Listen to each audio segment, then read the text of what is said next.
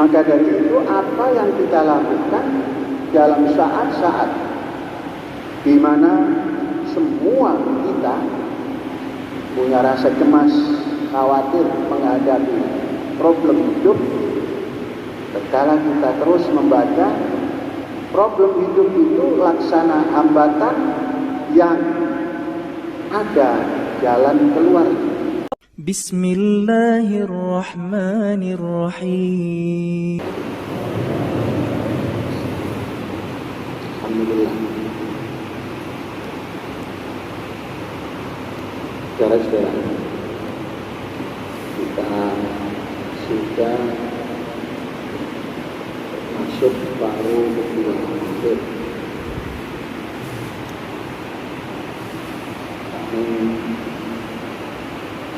17 hari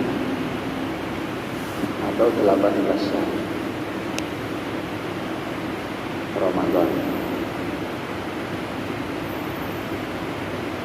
Dalam keadaan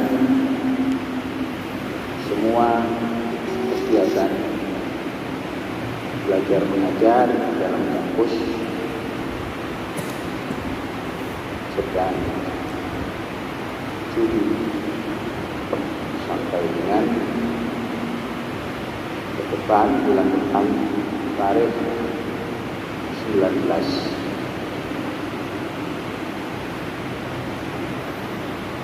Saudara-saudara, Ramadan bagi kita berjalan dengan baik. Mengapa kita katakan berjalan dengan baik? Kegiatan pendidikan berjalan juga dengan baik.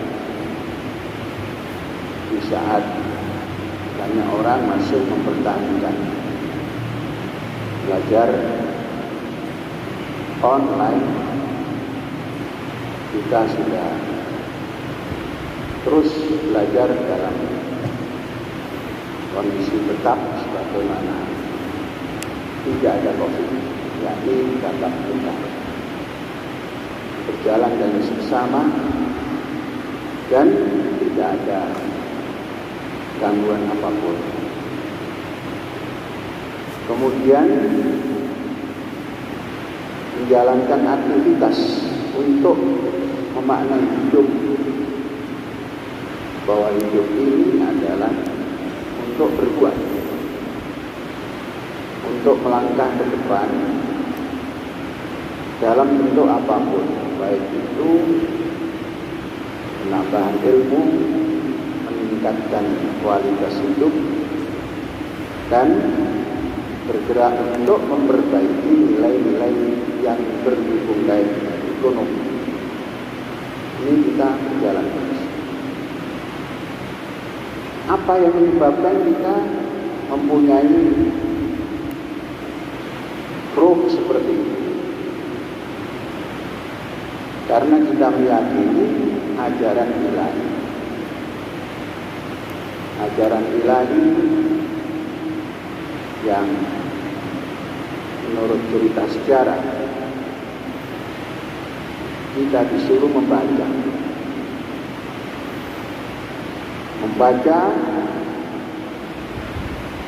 dan terus membaca. Di dalam berbuat, baca, catatan Iqra, kita baca. Dalam memulai perjalanan, kita disuruh membaca. Kemudian dalam hidup kita punya kemerdekaan untuk memaknai membaca itu, maka ada bahasa membaca yang berhubung kait dengan wahyu. Wahyu bukan dikarang, tapi boleh dikatakan semacam doktrin.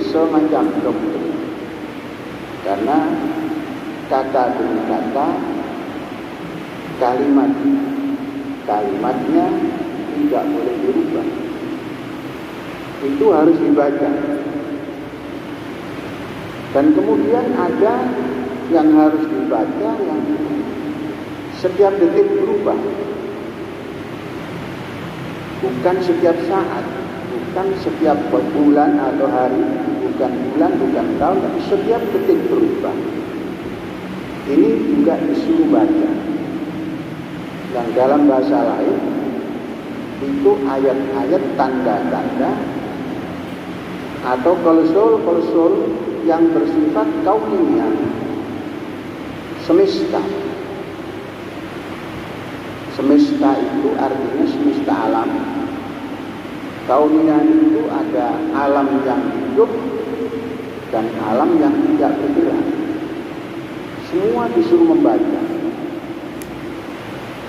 Membaca kauniyah artinya bagaimana kauniyah kita di bidang penguasaan ilmu, bagaimana kauniyah kita, keadaan kita dalam menguasai kemajuan kesejahteraan atau ekonomi. Ini semua terus dibaca. Ketika kita terus membaca, kita menemukan kekurangan. Ketika kita menemukan kekurangan, itulah kelebihan daripada membaca. Tanpa membaca, kita tidak mengenal kekurangan kita. Tanpa membaca, kita tidak mengenal kebodohan kita.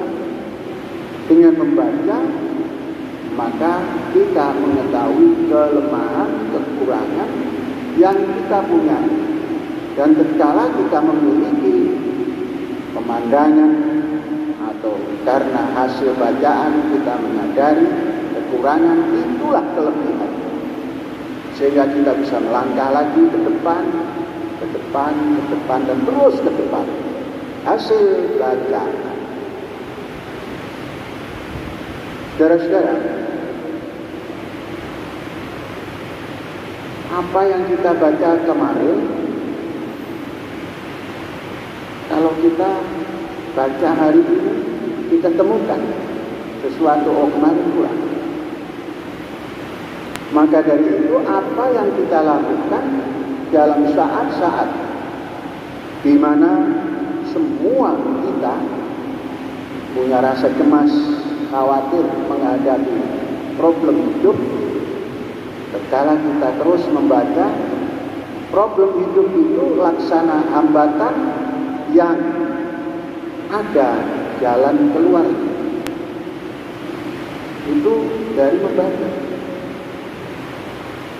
Nah, jalan keluar inilah terkadang sempit, terkadang lebar, terkadang samar-samar. Maka diperlukan kita harus punya keberanian melangkah. Terkadang tersandung, kita sangka itu jalan keluar, tapi samar-samar, kadang tersandung.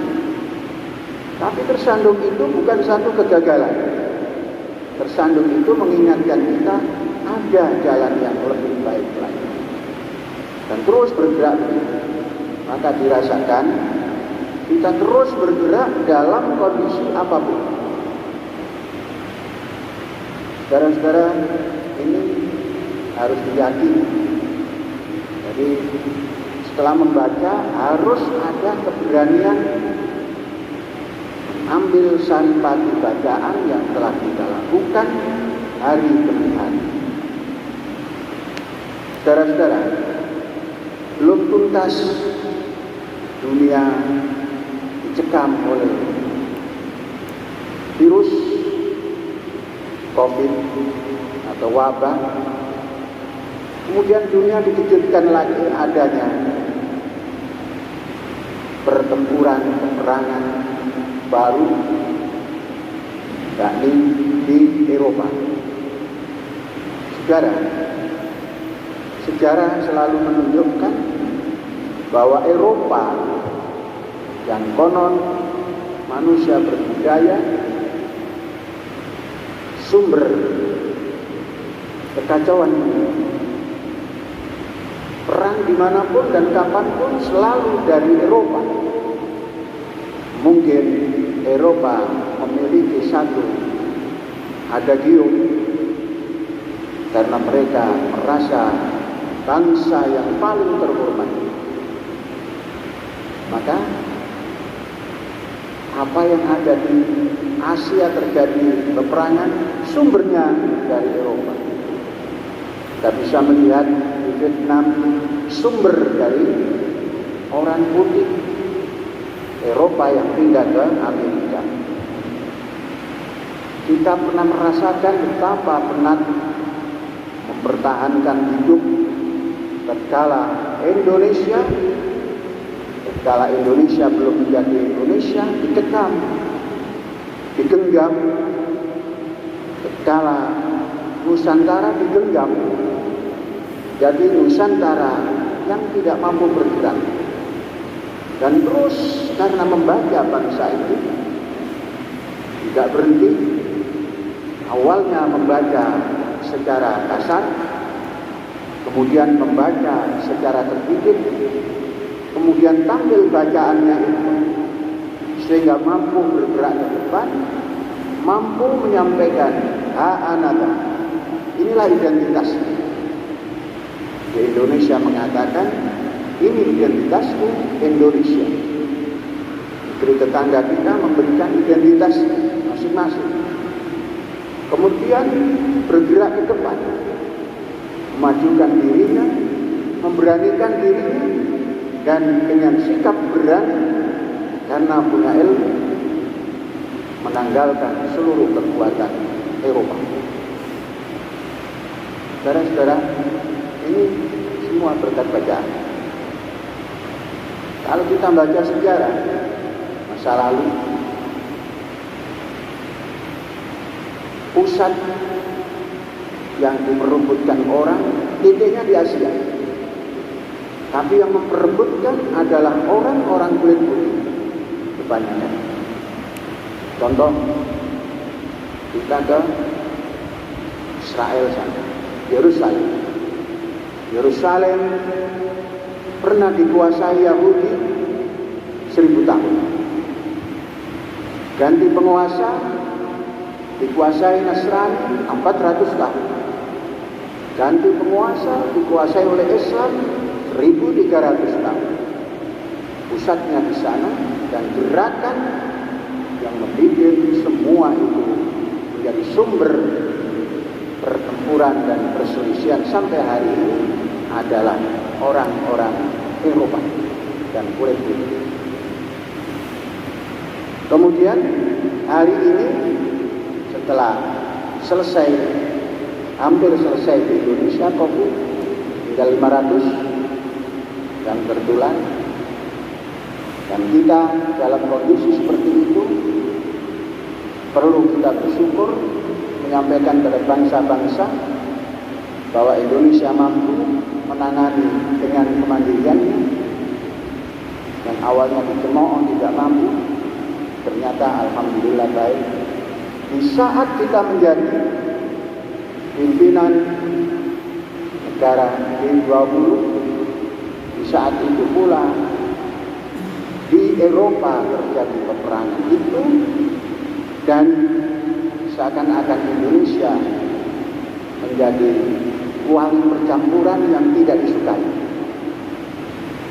Eropa akan menarik diri kalau Rusia diundang, dan tidak yang manapun, Amerika dan sebagainya menarik diri. Ini ujian berat. Jadi saudara-saudara, perpecahan selalu sumbernya adalah Eropa. Pergerakan apapun sumbernya di Eropa. Demokrasi yang mengatakan paling hebat sumbernya di Eropa. Saudara-saudara, yang berperang negara demokrasi, yang berpecah negara demokrasi, yang mempunyai akibat, menanggung akibat negara-negara sedunia. Oleh itu, mari kita baca situasi yang begini, mari kita membaca. Jangan pernah kita menyerah untuk membaca dan mengambil tindakan daripada bacaan kita ini. COVID berjalan, kita bergerak maju. Perpecahan peperangan, mungkin hampir perang dunia, kita bergerak terus. Nah, ini namanya kekuatan yang mandiri, kekuatan yang sanggup hidup di atas kaki sendiri. Bung Karno pernah mengistilahkan berdikari. Berdikari semacam ini atau mandiri semacam ini, kita harus punya kekuatan. Tentunya kekuatan yang paling utama adalah kekuatan batin, roh. Tentunya kekuatan roh ini yang akan membawa kita menjadi keberanian kita menjadi kehidupan mandiri itu wujud. Kemandirian ini harus kita topang dengan cara pikir yang bagus. Bagaimana mendanai kemandirian ini, bagaimana mengeksplorasi segala kemandirian ini untuk mendapatkan produksi yang baik dan menghantar produksi itu kepada yang memerlukan. Nah, itu semua diperlukan ilmu pengetahuan. Nah, ini semua harus kita lakukan seperti perintah ilahi, allamal insana ma lam ya'lam. Ilahi, alam semesta dan ayat-ayat ilahiyah itulah yang mengajari kita dari 3 tahun 2 tahun. Dan ketika kita berhenti sejenak karena merasa cukup, maka kita menjadi bodoh, menjadi tidak punya pengetahuan yang baru. Maka jangan ada yang berhenti. Sekolah, title-title yang kita miliki dari sekolah itu hanyalah lampiran dalam hidup. Hakikat tulisan dalam hidup itu adalah kerja yang kita buat, produk-produk yang kita buat, hasil-hasil usaha yang kita buat. Itu hakikat. Lampirannya adalah hasil sekolah. Banyak orang yang berjaya di sekolah tapi tidak berjaya dalam menghadapi kehidupan nyata. Dan kehidupan nyata ini hanya bisa dihadapi oleh orang yang selalu membantah, cari jalan keluar dan berani melakukan. Ada wallahu a'lam bishawab. Alhamdulillahirabbil alamin. Merdeka.